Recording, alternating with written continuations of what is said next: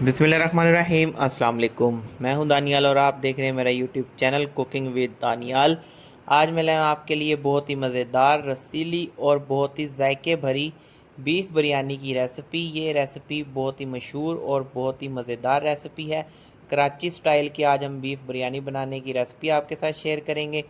तो वीडियो को एंड तक देखिएगा और चैनल को सब्सक्राइब करना ना भूलिए। वीडियो को दोस्तों के साथ शेयर कर दें, बेल आइकन के बटन को दबा दें ताकि आने वाली वीडियो आप तक पहुंच सके। सबसे पहले तैयारी की तरफ चलते हैं। हमने इसका कोरमा बनाना है। सबसे पहले घी ले लेंगे एक बड़े पतीले में और इसमें हम प्याज डालकर लाइट ब्राउन होने तक इसे हम पकाएंगे।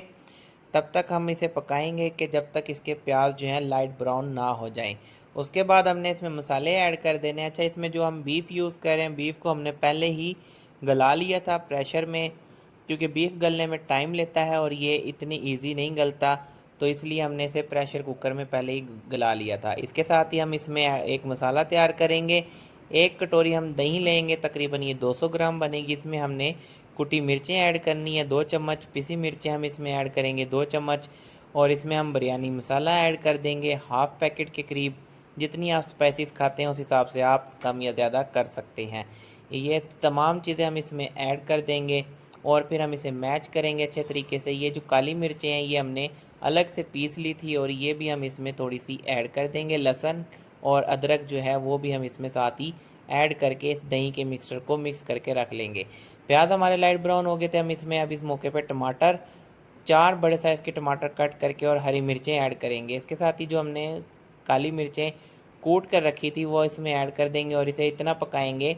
इसके साथ ही हम इसमें ऐड कर देंगे बीफ। बीफ को हमने पहले याद रखिए गला लिया था, आप भी पहले इसे गला सकते हैं क्योंकि ये कोरमे में इतने इजी नहीं गलेगा, फिर आपको टाइम लगेगा।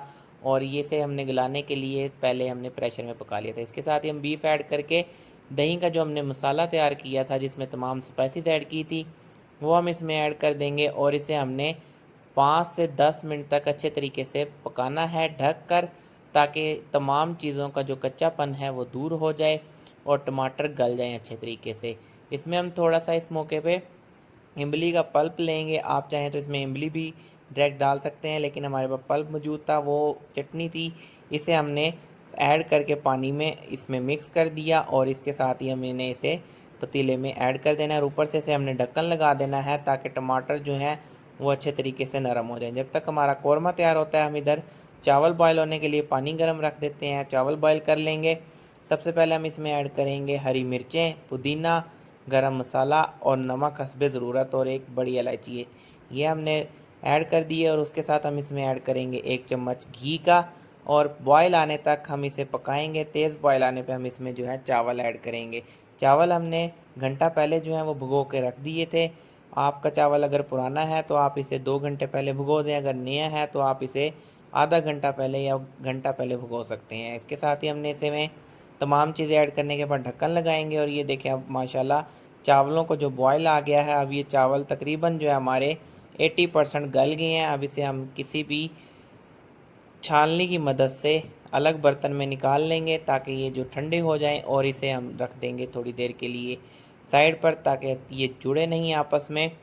तो इस तरीके से हमने 80% इसके जो चावल थे वो बॉयल कर लिए थे, ताकि क्योंकि हमारे जो 20% चावल हैं वो हमारी कौरमे मसाले के अंदर दम के अंदर जो हैं वो पकेंगे अच्छे तरीके से।